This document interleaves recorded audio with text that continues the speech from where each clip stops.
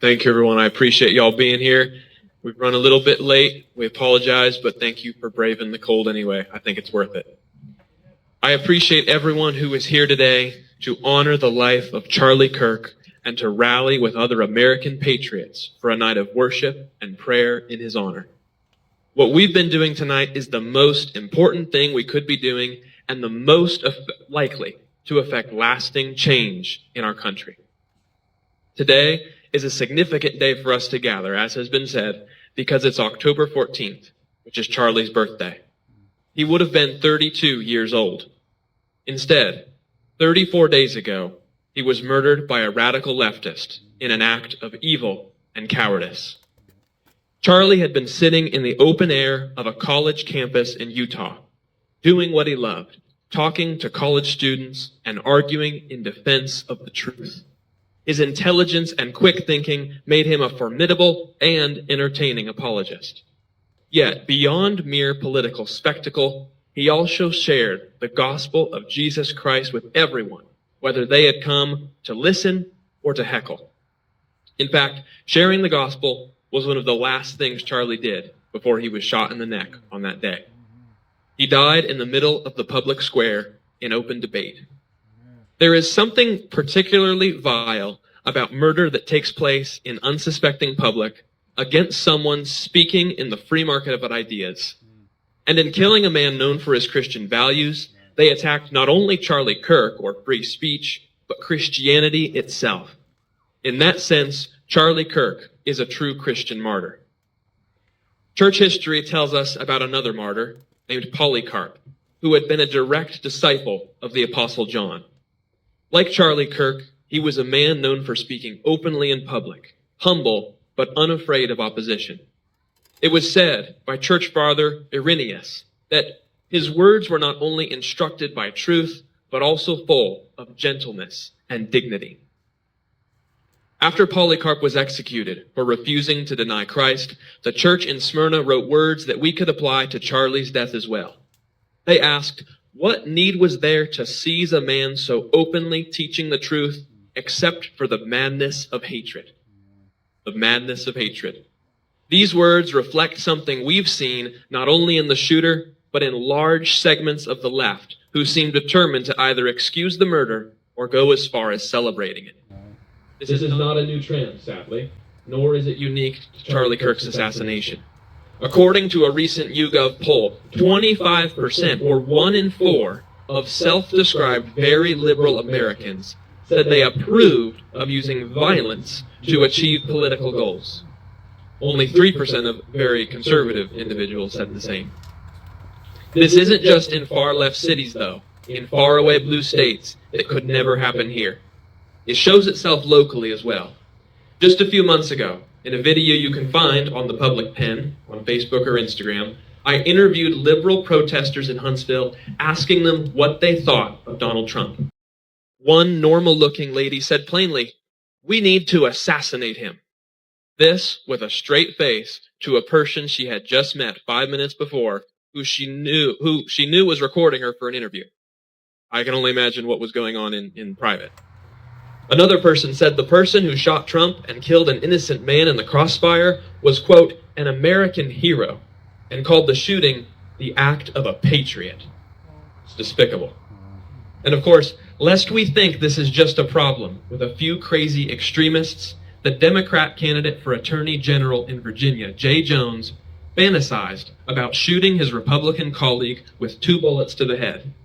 He also said that he wished his colleague's wife could see her children die in her arms so that they would change their positions on gun control.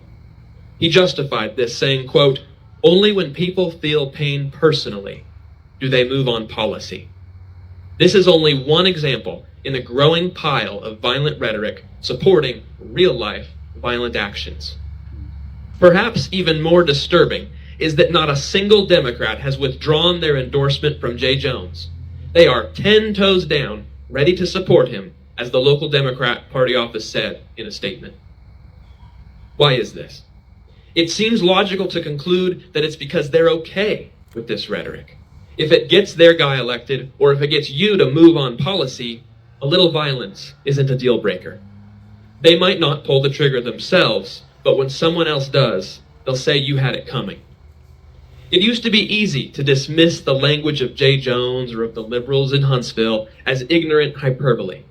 But when you live in a world where leftists now tacitly endorse murder as a valid political tool against those they decide to call Nazis or fascists, a world in which the President of the United States was almost assassinated not once but twice, and a world whose leading conservative speaker was murdered in cold blood and the left celebrated, you have to take them seriously.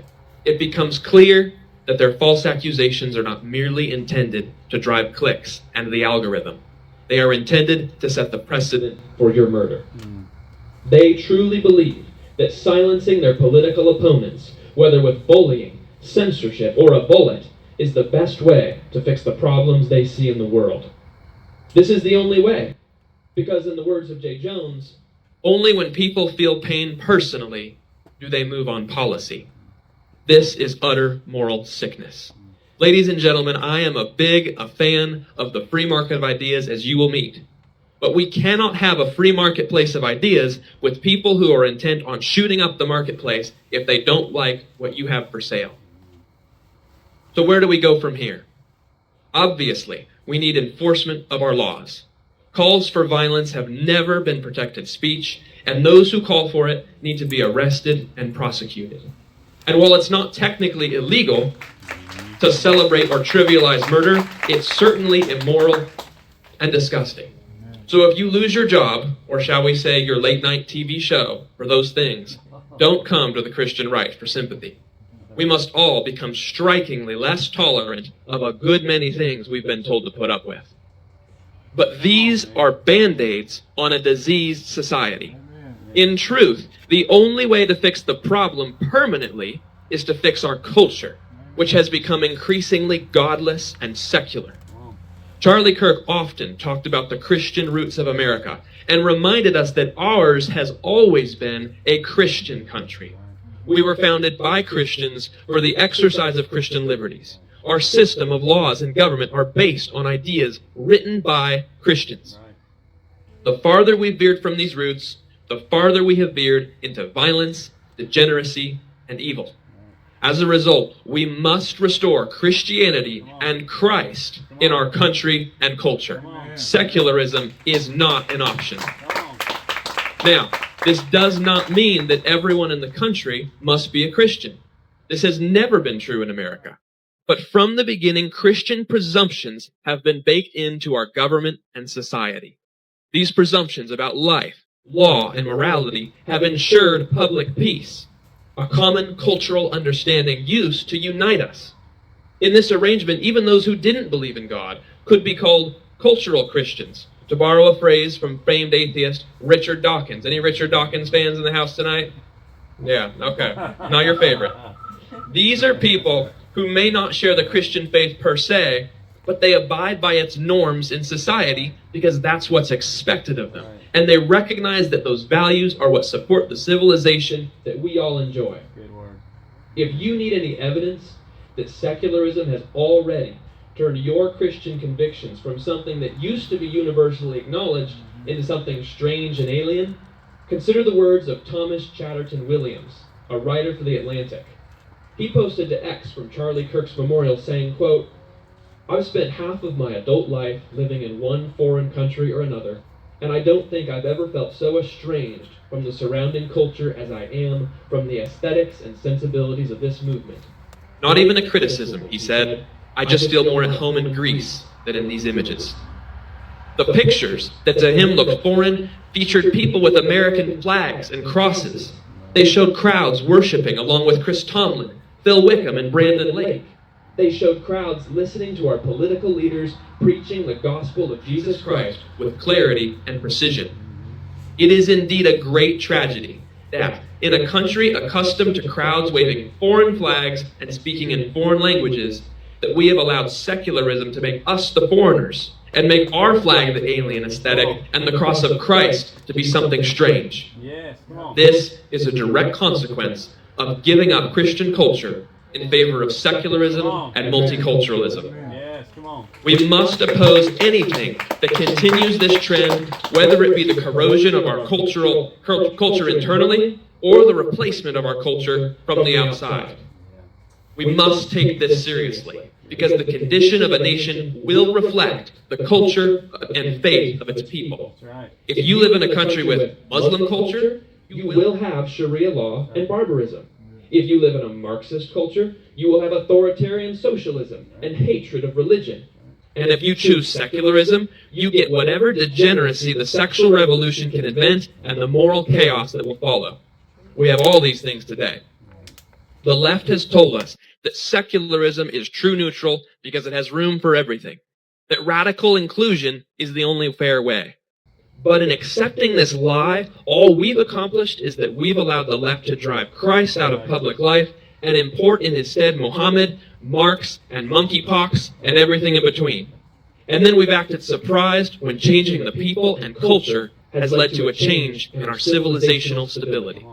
It's time to wake up from this stupor. We must now choose between chaos or a return to Christ.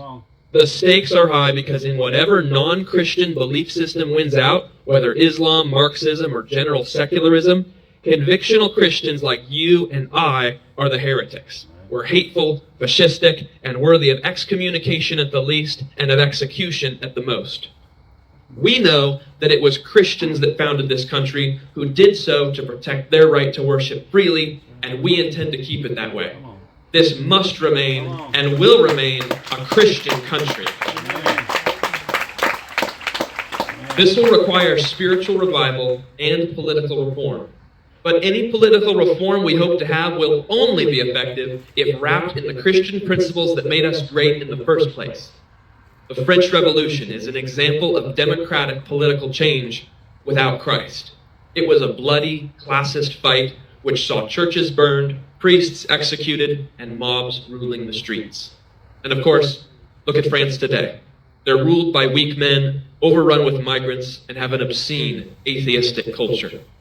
No, the path forwards cannot be a mere recommitment to democratic values and more social liberties. The only way out of this mess was exemplified for us at Charlie Kirk's memorial service in Arizona a few weeks ago. At this event, our own Vice President, J.D. Vance, and Secretary of State, Marco Rubio, joined with the pastors and worship leaders sharing the gospel of Jesus Christ. We listened to them preach Christ crucified, resurrected, and ascended with more courage and clarity than most churches have heard in decades from their own pulpit. My friends, this is the path we need to take forward. It is proud Christian patriotism, deeply intolerant of evil, and insistent on the truth of Jesus Christ in every place. To conclude, I want us to return to the martyrdom of Polycarp, which we talked about earlier. In the same epistle, written by the church in Smyrna after his death, they concluded with these remarks. The Lord will permit us to celebrate the birthday of his martyrdom in memory of those who have already fought and for the training and preparation of those who are yet to fight. Early Christians viewed Polycarp's martyrdom as a good reason to gather, like we're doing right now, to celebrate his life and to remember him.